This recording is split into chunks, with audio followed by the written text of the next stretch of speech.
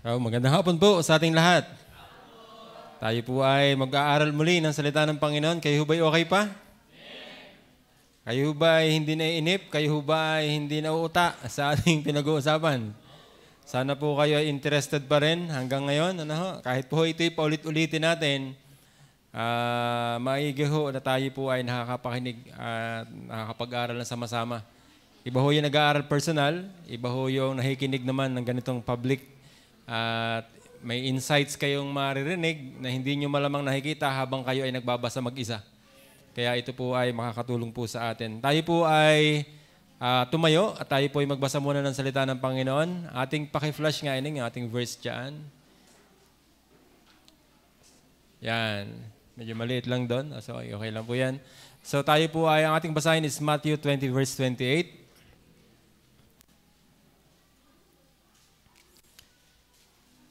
So English po ang ating basahin. Yun ang basahin ko nasa harapan. Yan po ay King James Version. Yung naka-flash po na yan. Tayo po ay magbasa sabay-sabay. Handa? Basa. Even as the Son of Man came not to be ministered unto, but to minister and to give His life a ransom for many. Tayo po ay manalangin. Panginoon, salamat po sa iyo sa pagbabasa ng iyong salita. Nawa nga po, Panginoon Diyos, kami po ay muli iyong gabayan. Sa aming pong pag-aaral na ito, muli Panginoon kami nagpapakumbaba, humihingi ng awa, iyo pong tulong na kami po'y makaunawa, Panginoon. Wala pong expert po sa amin. Kami lahat ay nag-aaral sa iyo, Panginoon. Nawa ho ay ikaw ang gumabay po sa amin. Alisin niyo po sa amin ang isip na kami ay maggaling na kami ay marurunong na hindi na namin kailangan ng additional knowledge. Nawa, Panginoon, ay iwaksi mo sa amin ang gawa ng kaaway at nawa, Panginoon, sa mga nakikinig, whether it is physically here and online, nawa, Panginoon, ay ikaw ang magpapala po sa bawat isa po sa amin. Sa iyo po namin pinagtitiwala ang gawain ito sapagkat ito po sa inyo. Kaya aming dalangin sa pangalan po ng Anak ang Panginoong Jesus. Amen. So, amen po. So ngayon pong hapon ay tayo po ay tapos na sa unconditional election. So nakadalawa na ho tayo na topic. Una ay yung total depravity. Doon tayo medyo nagtagal. Then natapos natin last week ay ang unconditional election. Ngayon naman po ay ating pag-uusapan ang limited atonement o yung isa pa sa kilala sa tawag na particular redemption. Okay po, so yan po ang ating pag-uusapan. Yung po bang total depravity ay na-absorb na natin, naintindihan na natin lahat? At ngayon po, yung ding unconditional election, ating po bang naintindihan na? So yung sinasabi ni Brother Joric, yung sa kanyang sinasabi, yung kanyang balak i-invite doon, pero yan ang ito agad ang bumungad, parang ito agad ang topic na kumbaga ginajudge agad ang isang grupo dahil dito. So yun po hindi natin maalis kasi napaka-controversial, napaka-crucial ng usapin po na ito. Pero po ako ay naniniwala ang God is able of the church, tayo ay malakas ang loob, kaya nating tindigan ito pong paniniwala po na ito. So, nasa sa kanila kung gusto nila tayong tawaging Calvinist, pero tayo naniniwala, even Calvin, hindi siya tuwa na after his name, tinawag itong paniniwala na ito. Tayo po ay, bagaman ito'y tinatawag nilang Calvinism, kung ito talaga ang definition ng Calvinism, wala tayong magagawa.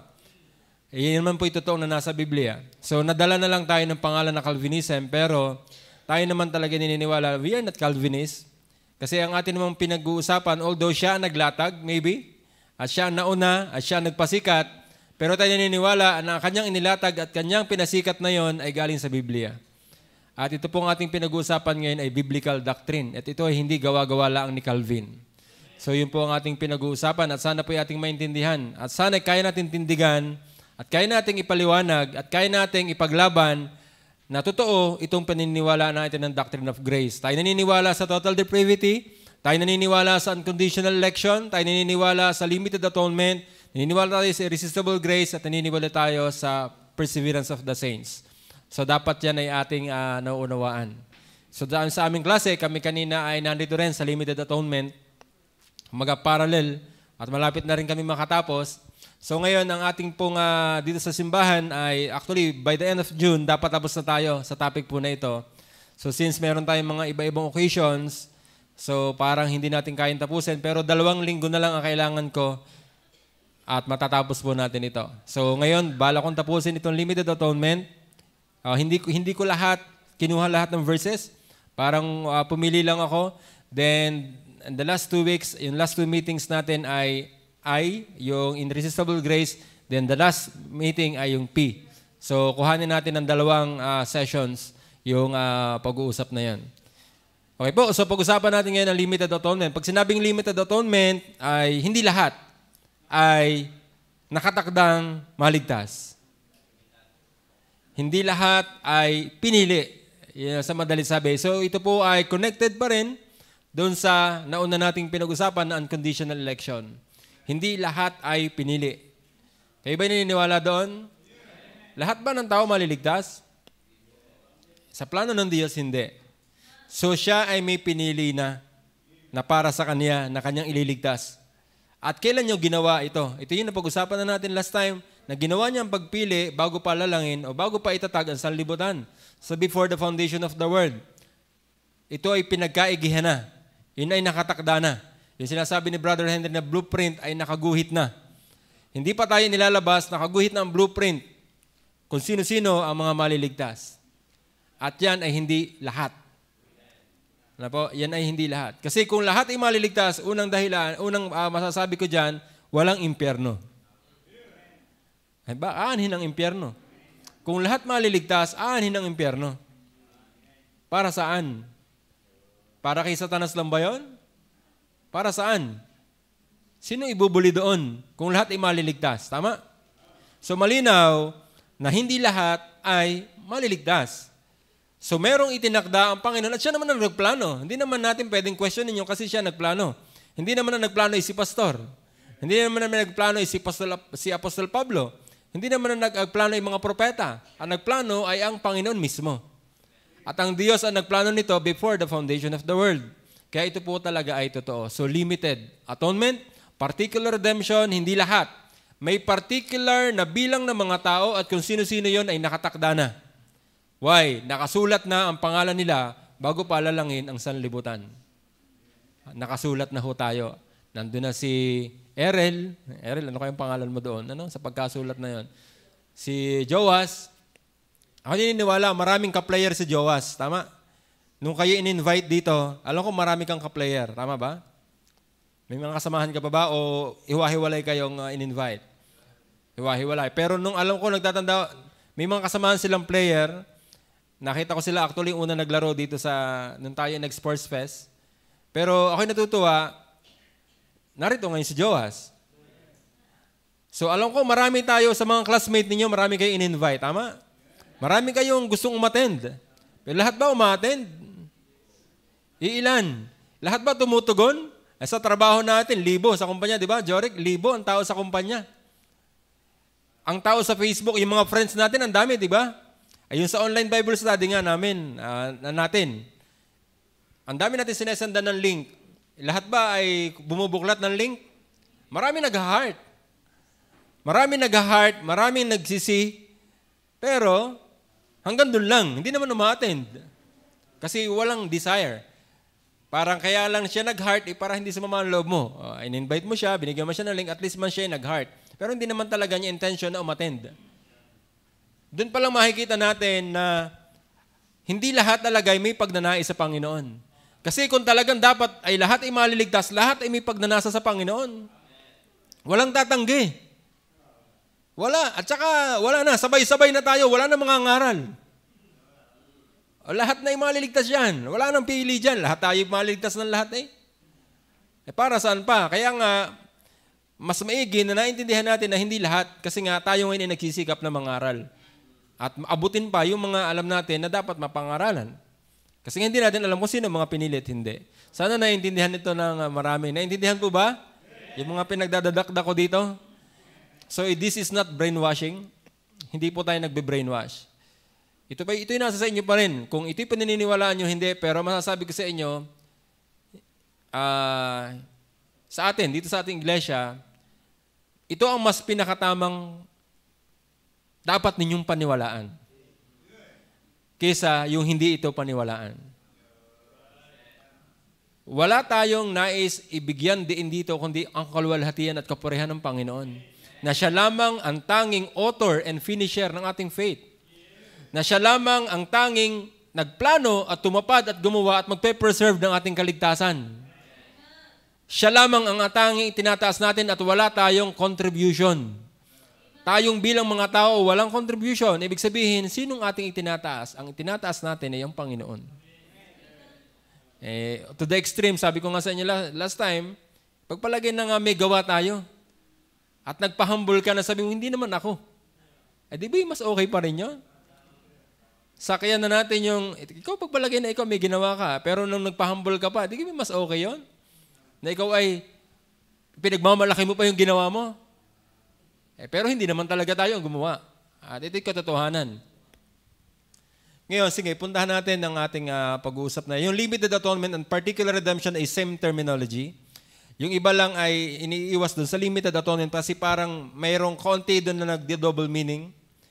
Limited parang bitin, parang may incapable of, yung limited, parang limitado, parang may something na nag-hold para maibuhos mo ang lahat. Limited, atonement. So, ang ibig sabihin lang nun, limited na yun is limited in number, limited in amount. Ibig sabihin, hindi lahat. There are many, but not all. Yun ang ibig sabihin doon. Iba yung many sa all. Tama ba? Pag sinabing many, marami. Ay pag sinabing all, ay wala nang pili. Hindi mo na pwede sabihin many, kasi all na nga yan eh. Tama ba? Pag sinabing many, meron doong iba na hindi. Tama ba? So kung marami ang pinili, meron ding hindi pinili. Kung marami ang maliligtas, meron ding hindi maliligtas. Kaya ito'y particular. Ang pagkatubos ng Panginoon ay particular. May mga tao na pinaglaanan. Sino? Yung mga pinili. Kailan pinili? Before the foundation of the world. Sinong pumili? Ang Diyos mismo ang pumili. Okay? So ito yung letter A, yung point letter A natin, under the particular redemption or limited atonement, ito'y may mga escape ako dun sa libro natin, dun sa ating ginagamit na reference na book. Sabi dito, there are passages which represent the Lord Jesus Christ in all that He did and suffered for His people. Alam niyo po, itong ginawa ng Panginoon in all that He did and suffered for His people as fulfilling the terms of gracious compact. Alam yung compact? Kasunduan. Sanduguan. Nung tayo dito sa Pilipinas, nung panahon ng mga bayani natin, sila yung nagsasanduguan. Anong ginagawa doon? Nagkukulhit ng balat, pinapatulo ang dugo, at sila ay nagladadaip, aanuhan ng mga dugo nila. At nagsasandugo. Kung may hepa yung isa, magkakahepa ka din. Nagsasandugo sila. Sanduguan. That is commitment. That is agreement. So yung compact na yun is agreement. Ang sabi dito, fulfilling the gracious compact, the terms. Ang pag sinabing terms, kasunduan. Conditions. Diba sa mga kontrata? Kayo ba yung nakakasign ng mga kontrata? Meron yan lagi, terms and condition. Ano ba yung terms ng kontratang ito? Ano bang bound nito? Ano ba yung extent nito? Ano bang nasasakop ng kontrata na ito? So yan ay maganda. Ito yung kasunduan. So yung suffering na ginawa ng Panginoong Jesus, this is fulfilling the terms of gracious compact. Gracious compact. So ibig sabihin, ito ay may mapagbiyayang kasunduan. Arrangement which He had entered into, ibig sabihin, may pinasukang agreement ang Panginoong Hesukristo at ang Ama. Yun yung tinutukoy dyan. So there are gracious compact or arrangement which He had entered into with His Heavenly Father. Kailan ginawa yung kasunduan? Before the foundation of the world. So may mga passages talaga na nagsasabi o may mga verses patungkol dito sa point na ito. Na yung ginawa ng Panginoong Hesukristo is the fulfillment of the terms of the gracious compact between Jesus and the Father. Okay po, naintindihan po ba natin? Naintindihan po ba natin? Puntahan natin yung ating first verse. Nako, sensya na, medyo maliliit, ano? Pero basta ganin nyo dyan yun sa mga, hindi na, wala kayong magagawa. Ay, maliliit ho sa giant. Pero ako, medyo maliit na rin sa akin. Sa totoo lang, kaya ang laki ng aking Bible. Ito ay ang lalaki, ito ay, ang tawag dito, giant print. Doon sa dulos, marami din doon giant print. Pero sabi ko, parang mas giant yung akin. Ito ay gianter than the giants na nandun sa dulos. Marami dong giant print na mga libro. Ilan lang yung nabili ko mga libro, hindi ko pa nababasa. Maganda yung mga sa mga malalabo ang mata. Itong giant print, maganda ho ito. Kaya lang English. Walang Tagalog na ganito, ano? Ito kahit manipis. Pinromote ko na. Ito kahit manipis, matibay. Di ba ang ninipis ng pages? Pero matibay siya. Hindi yung kagaya ng ordinaryong papel natin na punit agad. Ito hindi. Ito ay manipis siya, pero maganda ang klase ng papel. Kaya bili na. Pinopromote ko lang ho ito. Kung Bible ang hanap ninyo, giant print na.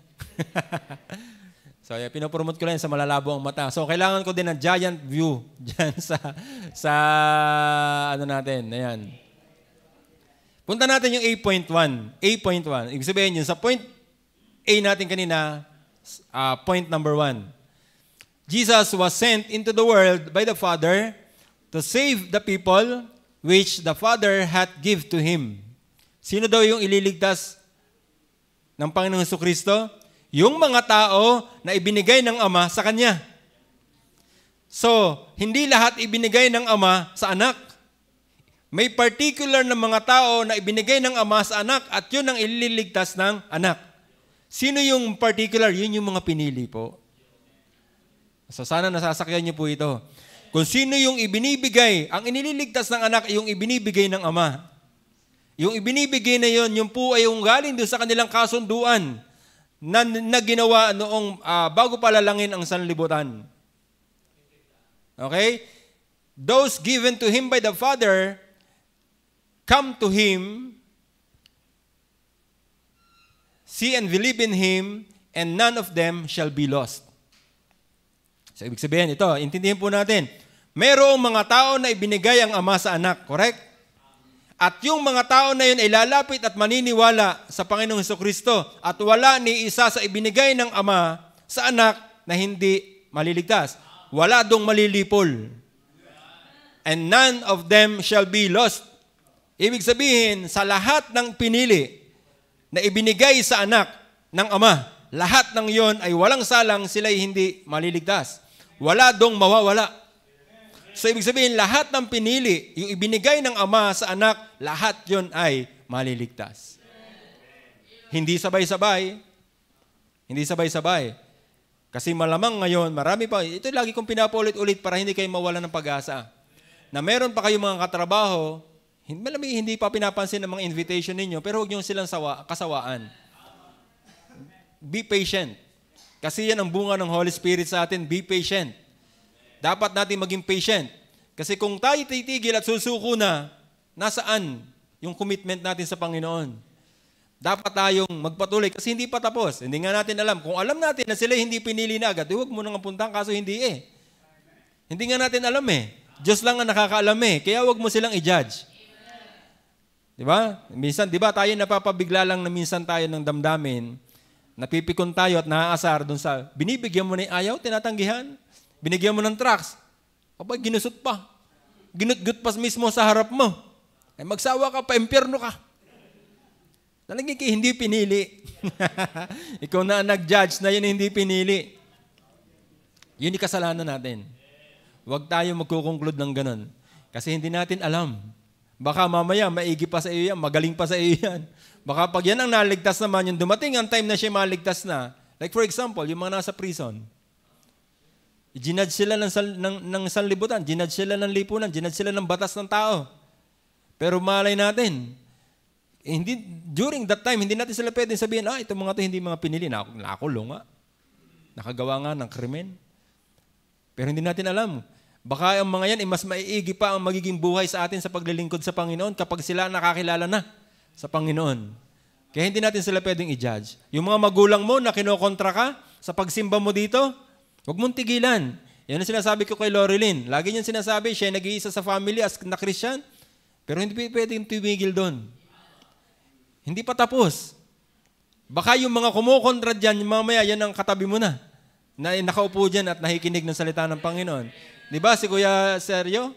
Sabi natin Mila dati, isa yan sa pangontrabida sa inyo. Ay ngayon, siya na nanggigising sa inyo, tanghali na kayo, tayo sisimba na. Di ka? Pwedeng mangyari yung mga kapatid. Kaya huwag tayo mayayabang. Huwag tayo mayayabang. Huwag natin silang i-judge. Yung mga anak ninyo na nabaptize, na nawala, at hindi bumabalik kaagad, huwag niyong sukuan. Huwag niyong sukuan. May nagtanong minsan sa amin sa klase, sabi ko, hindi ko pwedeng sabihin hindi siya pinili.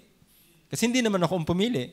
At hindi ako kasama nung dinesisyon ng kung sinong pipiliin. Tama ba? Kasi kung isinama ako noon, nasagot ko sana. Hindi nga ako pinili si Utoy. Kaso hindi ako kasama. Tama. Sila-sila lang ng Trinity ang magkakasama. Kaya buti na lang hindi ako isinama. Kasi kung isinama ako, chismoso ako eh.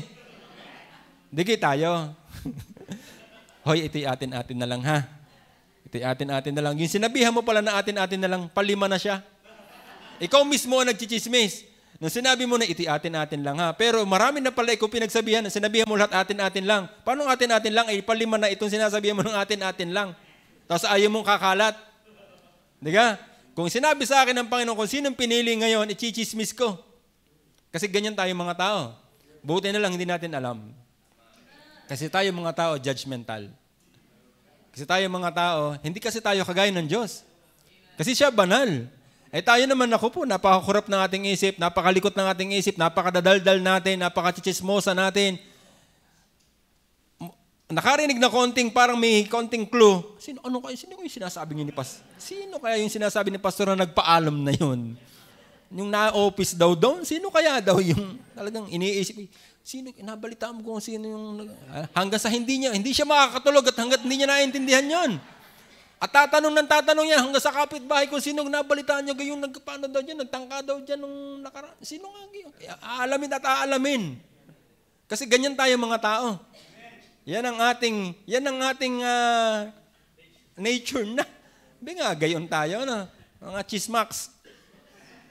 Yan ang ating mga gustong-gusto. Buti na lang, hindi natin alam kung sinong pinilit, hindi. Salamat sa Panginoon. Okay po, ba't ko kayo napaparuna? Abay, may kinalaman din naman yun, election eh. Di nga? So yun, hindi mawawala ang dinala ng anak, ng ama sa anak. At yun namang, mga dinalang yun ang ililigtas ng anak. Yun ang mga maniniwala naman at mananampalataya. At yun ang mga maliligtas. Okay po? So may verse po ba yan? So medyo mahaba-haba po ito. Testingin natin ang mga babae. Malilinaw pa ang mga mata. John 6:35-40. Pakibasa nga ho ito. Handa? Basa.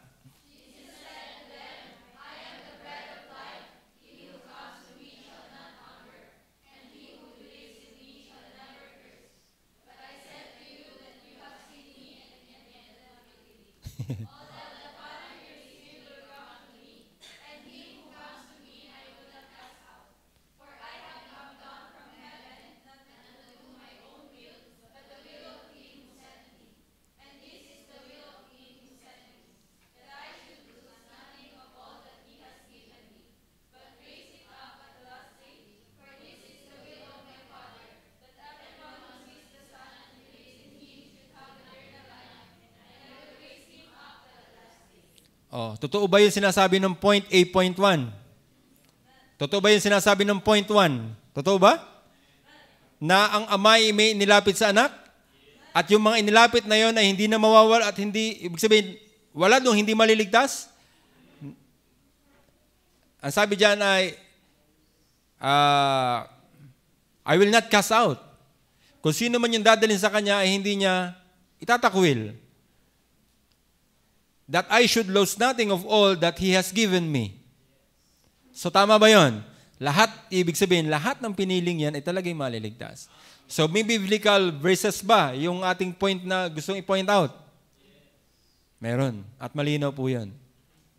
Sino yung mga nililigtas? Yung mga dinala ng ama sa anak. Lahat ba dinala? Hindi. Aba, ilalapit pa kung lahat na.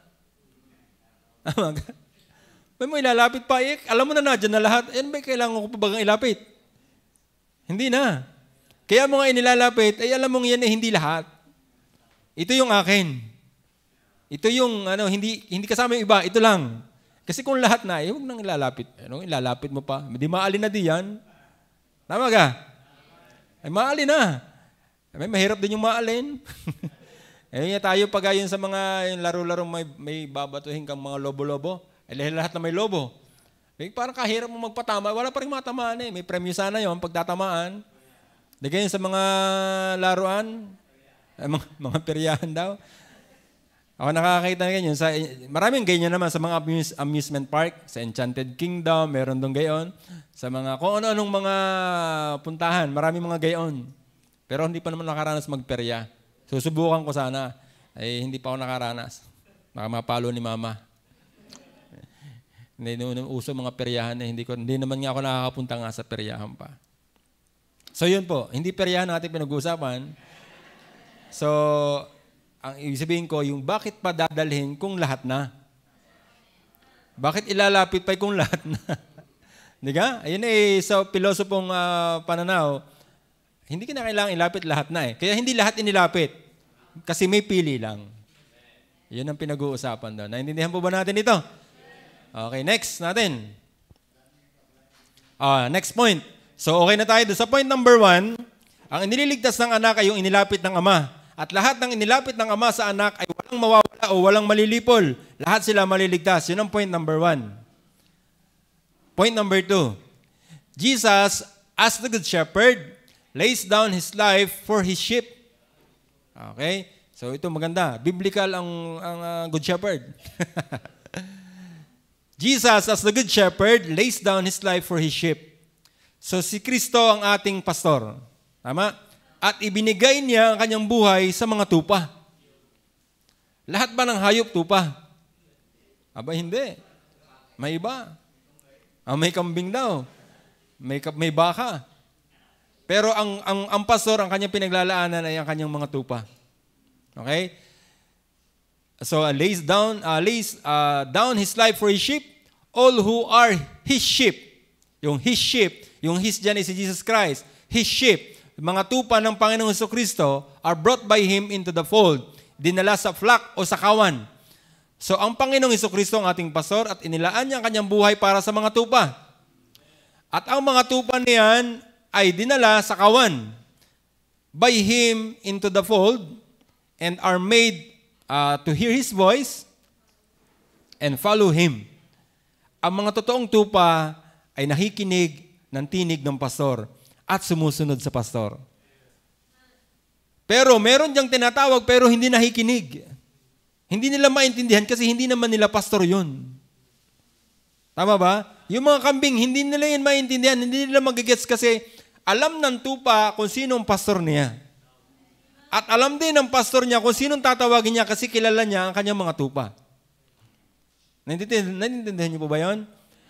Ang pinaglaanan lang ng buhay ng pastor ay ang kanyang mga sheep. At tayo yun. Ang sheep na yan, yan yung mga pinili. So itong mga sheep na ito yung mga pinili. Itong mga sheep na to ang pinaglaanan ng buhay ng Panginoong Jesucristo. Sana'y atin pong naiintindihan po yan. Then nasabi dyan, notice that the Father had given the sheep to Christ. Yung point number 1, sino ang naglapit sa anak? Ang ama.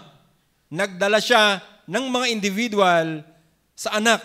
At ang sabi dito, notice that the Father had given sheep to Christ. So, ang Panginoon din ang naglapit, ang Ama ang naglapit din ng mga tupa sa Panginoong Jesucristo at yun ang inililigtas niya. Nagigets niyo po ba? Ito'y kaparehas lang ng point number 1 actually. Ang sheep na tinutukoy dito are the elect. Ito yung elect people. Itong sheep na ito. Okay? John 10, 11 and 14 to 18. Medyo maliliit, lalo pala ito. Ano?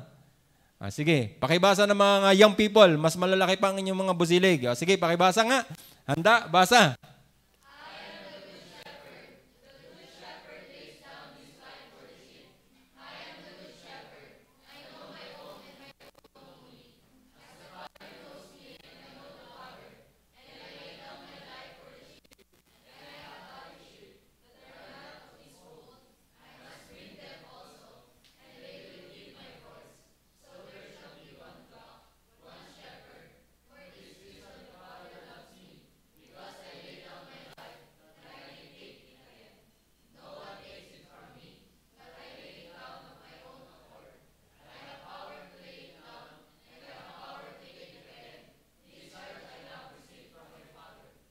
Amen. Nakakatuwa yan. Yung verse na yan, napakalawak. Sakop na yung buong tulip. Hanggang sa perseverance, pasok. Nakita nyo ba? Dito pa lang sa verse na to, dapat na nating pasalamatan ng Panginoong Jesucristo na tayo isinama sa kanyang kawan bilang sheep niya. At tayo bilang sheep, inilaan ang kanyang buhay para sa atin. At huwag natin kalimutan yung first topic natin about T. The total depravity. Gaano kalala ang sitwasyon natin bilang totally depraved. So tayo bilang mga tupa noon ay mga depraved din. Ligaw na ligaw. As in, bulok na mga tupa. Pero bakit tayo pinaglaanan ng buhay ng Panginoong Hesukristo? Di ba dapat tayo magpasalamat sa tagpo na ito? Na bilang totally depraved, ay tayo pinili ng Panginoong Hesukristo at tayo iniligtas at ang kanyang buhay ay ibinigay sa atin. At hindi na tayo maaagaw daw sa kanya, sabi. Kita niyo yun? Hindi na itong pinag-uusapan ay tulip-tulip na yan. This is personal na pag-uusap at nagpasalamat tayo sa Panginoon. Hindi na doktrinang pinag-uusapan. This is personal na experience between you and Jesus Christ. Bilang totally depraved, ginawa niya ito sa atin. Ay hindi bagay nakakaawa, nakakapanlambot ito? Isipin. Sa kalagayan natin yon, tayo ginawa niyang gawing tupa. Na hindi tayo angat sa iba para sabing makinis-kinis na tupa. Maganda ang balahibo ng tupang ito ang akin. Walang makinis-kinis sa atin. Lahat tayo masasama. Pero tayo kanyang pinili. Sa kanyang sariling pasya. Ginawa niya kaysa ito nung una pa. Ayun ho bang nagigets? Ang ating pinag-uusapan ay dugtong-dugtong. Ang ating pong pinag-uusapan ay walang talo-talo. So sana yung ating pong naiintindihan. So naiintindihan ba natin yung particular redemption or limited atonement? Pag sinabing limited, hindi lahat maliligtas. Ang yayabang nyo naman. Lalo, mas mayabang kapag sinabi mo lahat maliligtas. Kasi sinabi ng Biblia, may impyerno. Ano gagawin doon? Ano yung laruan? Para saan nyo ang impyerno? Kung lahat naman ni maliligtas. Sige, Romel. Abay, kung maliligtas din man nga pala lahat, ano pang gagawin natin? Wala na. Lahat So, salamat sa Panginoon. We are part of the fold. Ito niya may sinabi dyan. Sabi dyan, and I had other sheep. Nakita niyo yan? Merong other sheep. Ano sabi dyan? That are not of this fold. I must bring them also. Alam niyo po, sa ngayong stage natin, mayroong mga naon na naligtas na. Kagaya natin, tayo mga naon na. Nakasecure na tayo, naka-first base na tayo. Ibig sabihin, nadaanan na natin yung proseso ng regeneration at salvation at tayo saved na ngayon. But there are other sheep which is not part of the fold, which I will bring them also. Meron pang iba akong pinili na wala pa ngayon dito at idadagdag ko pa rin sila. Kaya yun sinasabi ko sa inyo kanina, mahal niyo sa buhay, kaibigan ninyo, kabarkada ninyo, kaklase ninyo, katrabaho ninyo, hindi pa naliligtas, huwag niyong sukuan. I will bring them also to be part of the fold. Tama ba? Kaya po, ang Panginoon ay napakahusay. Sa doktrina na ito, ang Panginoon ay wala tayong butas. Wala tayong kayang ibutas sa Panginoon. Kasi holy ang Panginoon. Anong maibutas natin sa Panginoon? Siya ang nagplano nito. Ang tagal niya nang pinalano. Itong ginagawa natin, pinag-aaralan niya lang natin. Baka ang Panginoon, napapa-smile nga lang sa atin. Nakakatuwa naman natin mga taga-God-able na rin. Talagang iniisip pa yung pinagagawa namin ng Trinity. Hindi ka? Although hindi natin kayang alamin ang pag-iisip nila. Pero nakakatuwa at inaaral pa rin naman natin nga ito. Imagine niyo, kung taloy sarado ng isip sa doktrina na ito, anong nais nating palusutin dito? Anong gusto mong sabihin dito? Anong gusto mong paniniwala pang palabasin dito? Meron pa bang ibang interpretation na pwedeng i-interpret dito? Pero talagang hinahanapan yan. Hinahanapan at hinahanapan po yan.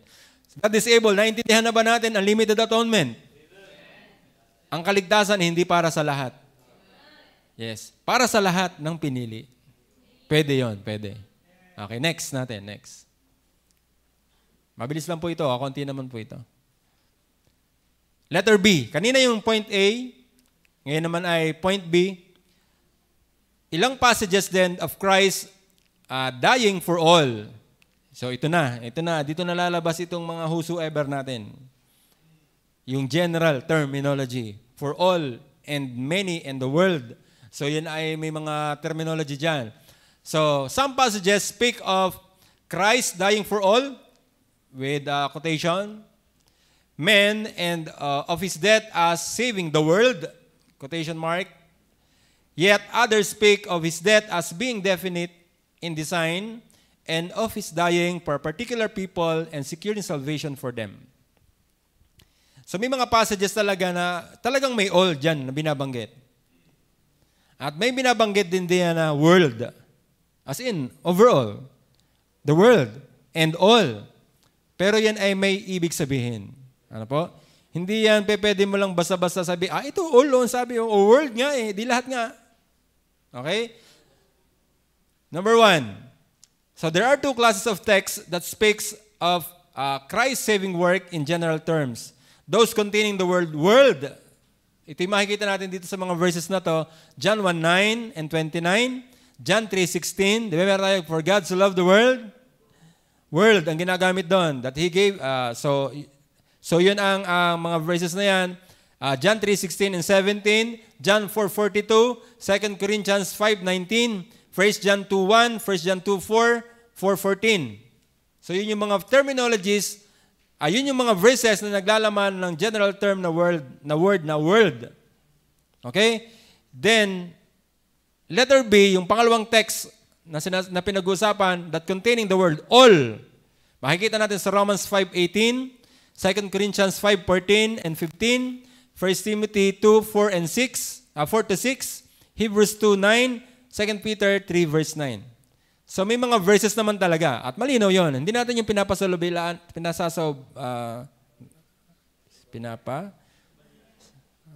hindi ko na maiduloy. Subalianan. Yan. So meron talagang world at merong all na binabanggit. So yun yung mga verses na yan. Pwede nyo ilista. Kaya dito lumalabas yung mga terminology na yan.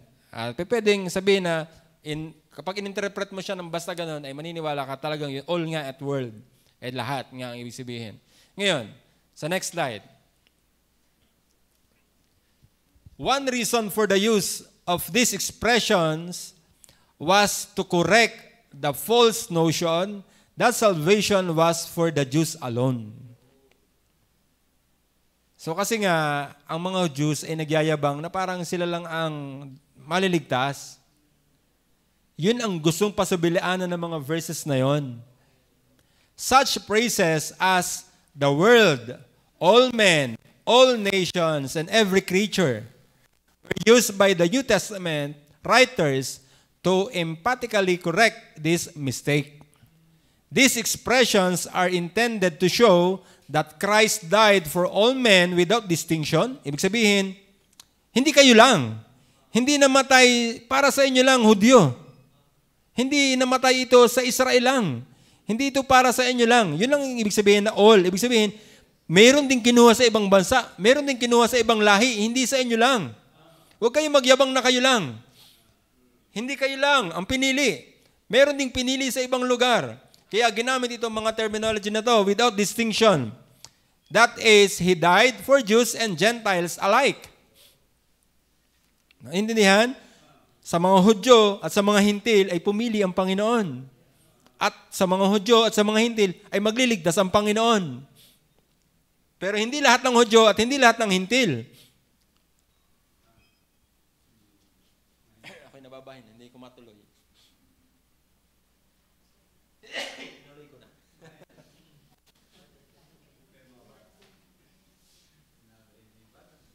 So, naintindihan po ba natin? But they are not intended to indicate that Christ died for all men without exception. That is, He did not die for the purpose of saving each and every lost sinner. Hindi naman ibig sabihin ng all na yon ay lahat talaga. As in, walang hindi ililigtas. Hindi naman yun ang ibig sabihin. This is just to tell us na ang pagkamatay ni Kristo ay para sa lahat without distinction. Na hindi lang Israel lang at hindi lang mga Hudyo lang, kundi pati hintil ay damay. Naintindihan niyo po ba yun? Yun lamang ibig sabihin doon kung bakit ginamit yung world, kung bakit ginamit yung all nations, kung bakit ginamit yung every creature. So sana naintindihan po natin. Okay, next natin. There are passages which speak of saving work. Ito no, kasamahan nito doon. So kasamahan, iba pala to. There are passages which speak of His saving work in definite terms and show that it was intended to infallibly save a particular people, namely those given to Him by the Father. So so ito yung may mga talataan ng ililigtas lang talaga ay yung mga particular people na ibinigay ng Ama sa anak. Okay? Matthew 1:21. Ito, ibig sabihin hindi to buo na verse. Merong pinanggalingan sa simula. For He will save His people from their sins. His people. Yung His people na ibig sabihin, hindi lahat kanyang people. Meron siya talagang people at yun yung mga elect. Yung people na yun ang kanilang ililigtas sa kanilang mga kasalanan. Nagigets niyo po ba? Not all, but only His people. Next verse. John 11:50-53. Hindi rin ito buong verse.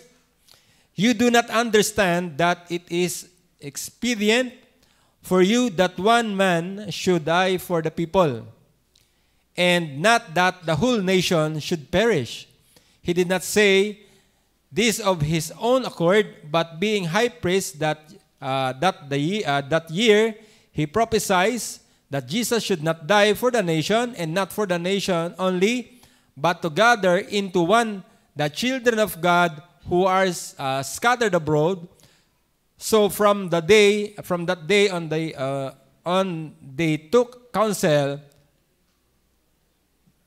Ano ba't may dog? To put Him to death. So, same. Ang pinag-uusapan dito ay yung mga anak niya na nag-scatter abroad. Yun ang kanyang titipunin. At hindi lahat. Okay? So, next verse natin. Ayan. Same, ito'y kadugtong. So, Ephesians 5:25-27. Pakibasa naman ng lahat ng mga lalaki. Basa po. Handa, basa.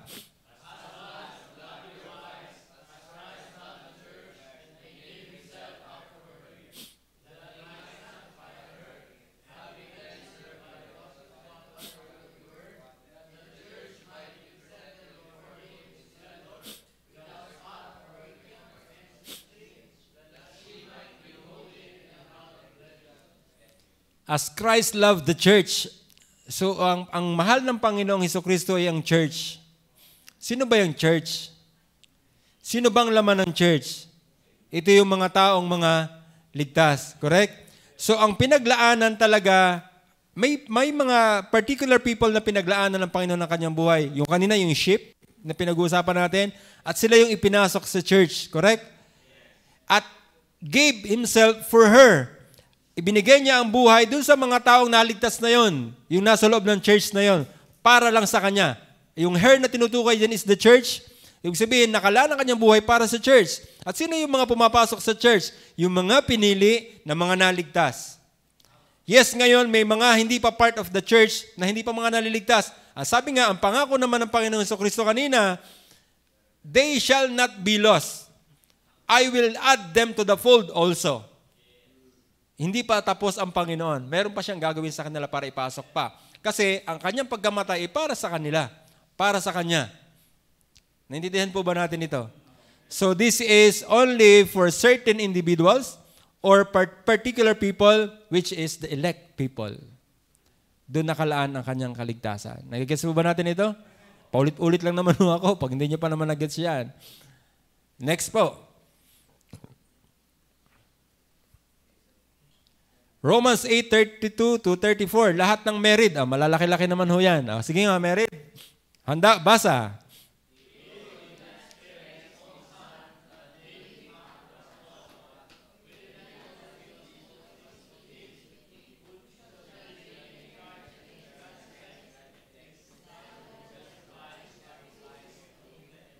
Yan. The Son but gave Him up for us all. Sino ba itong us all na ito? Ito yung mga elect people. Ito yung elect people. So, ang buhay ng anak ay ibinigay niya sa kanyang elect people. So, sana po ay malinaw-linaw na po sa atin ito. Naintindihan niyo na po ba? So, malapit na tayo matapos dun sa tulip natin actually. L na po ito. Yung I, napahapyawan na rin natin. Yung P, napahapyawan na rin natin. Konting polish-polish na lang at bibigyan natin ng mga verses. Next po. Patapos na tayo. Hebrews 2:17. Lahat naman ng mga babae uli. Sige po, handa, basa.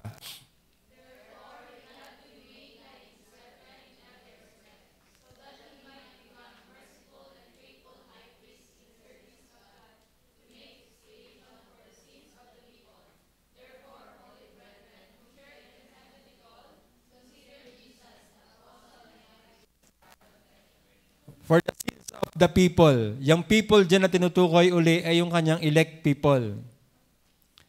Therefore, holy brethren who share in heavenly call, consider Jesus.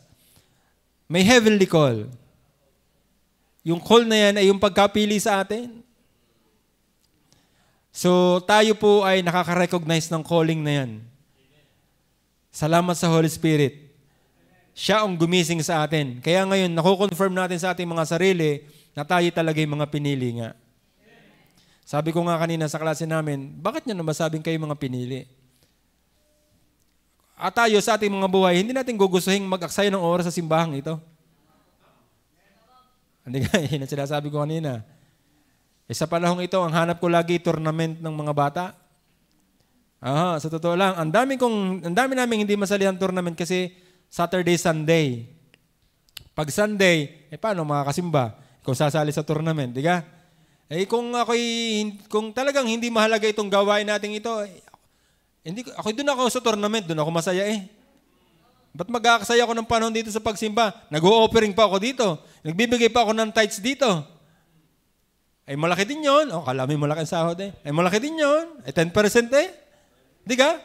Kung talagang tayo ay hindi nagmamalay sa Panginoon, ay tayo nag-aaksaya ng panahon at ng pera sa iglesyang ito. Ito ang kagandahan at naalaman natin na ang pagkapili sa atin at pagkaligtas sa atin, ito talaga yung tamang bagay. Kaya tayo nag-gather natin ito kasi alam nating mahalaga ito. Ito ang purpose ng Panginoon sa atin. Tama ka? Kaya mapalad tayo mga pinili. Tayo naririto, mapapalad tayo at tayo may ganito. Kaya dapat gugulin natin ang ating buhay sa Panginoon. Napaka-unfair nga natin sa Panginoon. Hindi naman talaga buong buhay natin nagugugol natin sa Panginoon. Hindi naman. Yung tayo nga dito, inip na. Baka ang iba, inip na sa akin sinasabi din Gusto nyo na akong paupuin. Parang sobra na, parang gusto nyo nang tumulog na laang. Parang sa bahay na masarap tumulog na laang. Kaya sa bahay kinig pa din Di ka? Pero tayo mga pinili, tayo nagtsatsaga. Tayo ay nananatili sa gawain ito. Mga worker. Ang mga worker natin mga hindi mga kung sino-sino lang. May mga iniwan din yung mga personal na mga buhay para pumunta dito at mag-serve at maging worker ng simbahan. Yung mga babae natin, mga worker, tingnan ninyo, ang mga yan ay hindi mga kung sino-sino lang din. May mga sinasabi sa school, may mga pangarap sa buhay, marurunong. Kung ito'y talaga ay kamangmangan, at bakit natin ito pag-aaksayan at para pag-alayan ng mga ganong klase ng paglilingkod pa? Di ka? Brother Romel, ako naniniwala, si Brother Romel, matalino rin ito. At mapagmahal pa. Marami ng lovers, marami ng lovers. So marami tayong maraming pagluloko sa ating mga sarili. Narito tayo at nagpapaka-ubos tayo ng panahon dito Na kung tutusin, meron namang, kung personal at personal lang ang gusto mo, di ka? Ay doon na lang tayo. Pero bakit hindi tayo masaya doon? Alam natin, ito yung tama. Na tayo bilang mga pinili, ay dapat tayo naglilingkod sa Panginoon. At dapat tayo ay sumusuporta sa mga gawain ng simbahan. At dapat tayo ang ambassador ng Panginoon sa lahat ng area na kung saan naroon tayo. At dapat tayo ay nagmimisyon. At dapat tayo ay nangangaral. At dapat tayo sumusuporta sa gawain. At hindi nagpapabigat sa gawain. Why? Ikaw ay totally depraved, na ikaw ay pinili ng Panginoon, at ikaw ay pinreserve niya pa. Walang putol ang iyong kaligtasan. Dire-diretso. Napaka-blessed natin, mga tao. Napaka-blessed nating mga individual para hindi natin paglingkuran ang Panginoon. Okay lang yan kung hindi ka believer. Okay lang yan kung hindi tayo part ng flock na sinasabi ng Panginoon. Pero flock tayo ng Panginoon eh. Kaya dapat sundin natin yung ating pastor. Bukod pa dito sa ating literal na pastor, yung mismong Panginoong Hesukristo which is our pastor, our shepherd. Okay po, next nga natin. Meron pa ba gayan? Kasunod? Yeah, meron ba? Mga lalaki ulit. Handa, basa.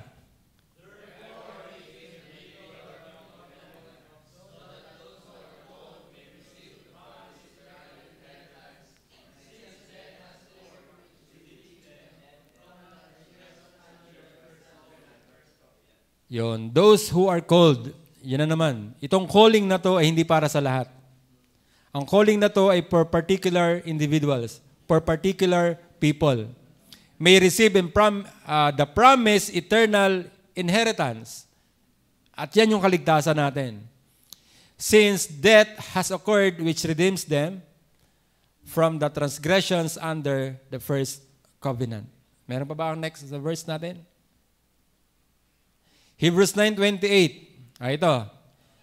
Christ having been offered wants to bear the sins of many. Not all. Many.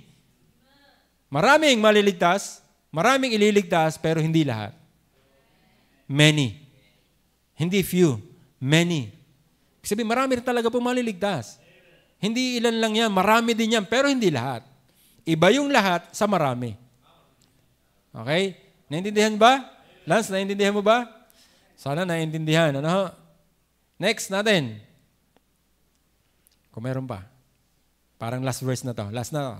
Kutob ko na.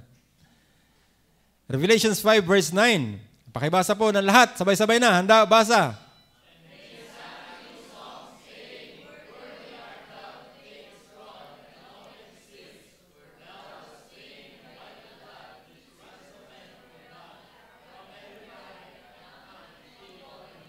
Yon. Sa lahat ng tribo, sa lahat ng lingwahe, sa lahat ng lugar, ay may pinili ang Panginoon. Pero hindi lahat. Hindi lahat. Apo, merong kinuha sa Pilipinas, may kinuha sa Amerika, may kinuha sa China. Salamat na lamang at may pinili ang Panginoon. At salamat at nakasama tayo sa pinili ng Panginoon. Ngayon, anong gagawin natin doon sa mga hindi pinili pa, na hindi nyo alam na pinili? Ay, doon tayo mga ngaral ngayon. Kaya wag tayo maging madamot. Yung pamimigay nyo ng trucks, malaking bagay po yun. Tama yan, yung mga businesses natin, yung hindi ka man makalabas, pero yung pinapadala mong mga pizza, merong mga trucks, wag lang ikakapit doon sa toppings, Brad. Talagang, baka pag ano man ng ham, paano mababasa yung trucks? Alam ko namang joke lang yan. Si Brother Lito, ganun din. Yung pinamimigay niya, di ka? Brother Lito, yung pamaypay, may lamang trucks din. Lahat ng pwede natin, ako pag nagagasolina, may binibigay din akong trucks. Pag alam ko nabigyan ko na, hindi ko na binibigyan. Sa restaurant, pag kumakain, di ba lagi naman yun, bill out. Merong binibigay na lagayan ng bayaran. Paglagay mo, lagyan mo na rin ng trucks. Yun na si Mrs., yun ang trabaho niya. Lalagyan na ng trucks yun. Counting barya. Para doon sa kukuha. Maraming way para tayo. Then may online Bible studies tayo. Ako hindi nakakahayo dito sa atin. Hindi ako nakakasama. Pero at least man lang doon, sabi ko nga, kahit kami ni na Jorek siguro, kami mga nasa corporate world, At least doon man lang, makapag-invite kami ng mga office mates. Malaking bagay, sa totoo lang. Ako may mga katrabaho na tapos na wala na sa AGMP, nasa Australia na. Yung si Christian de Guzman, yung lagi natin bisita online, yung po ay nasa Australia na. Pero tuloy ang pag-attend. Yung si Enrico Malibiran, wala na rin dito sa Pilipinas, sa Singapore yon. Pero tuloy ang pag-attend. Yung isa kong ini-invite, si Julie Logatic, yun ay nasa US na. Kaya hindi siya maka-attend kasi sala sa time. Yung time natin ay salang-sala sa kanila. Kung mag-araw sa atin, gabi sa kanila. O gabi sa atin, araw sa kanila. Parang hindi panama, itutulog. Yung time na tayo ay nag-aaral na. At ang dami kong mga, sir, wala pa bang link? Wala pa bang link? Yung ating daw, wala pa ba daw link? Ibig sabihin, mga interested sila. Lahat na ng office mates ko doon ay na-sharean ko na, napadalahan ko na, at na-invite na doon, at naka-attend na. At yung iba pong hindi kasama ng office ko, ay marami kasi akong mga nandun sa ibang offices naman, pinipilit ko na at least doon man lang ay makatulong. Pero at least napakaliit nun. Wala pa sa katiting na dapat na ginagawa ko sa Panginoon. At least doon man lang ay merong magawa kahit papaano. At alam ko, sobrang dami ko pang pagkukulang sa Panginoon. Napakarami pa. Pero sana tayo ay makapag-contribute yun sa pinakamaunti na kaya natin contribute kaysa sa walang-wala. Yung at least lalaki yun, maliliit, lalaki po yun eh. Pag nasanay ka na doon, lalaki at dadami yun. Yung ba namang makapag-win ka ng isang kaluluwa, malaking bagay na po yan. At madala natin sa Panginoon.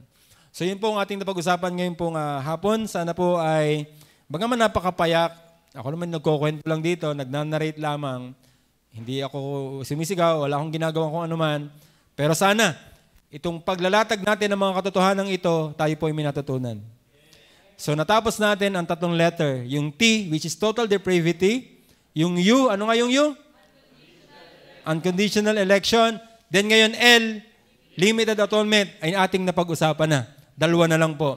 Irresistible grace at perseverance of the saints.